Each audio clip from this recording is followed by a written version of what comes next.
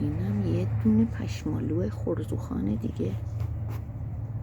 بابا این محل خداییش خیلی به حیواناشون میرسن، یعنی فرهنگ بالایی دارن.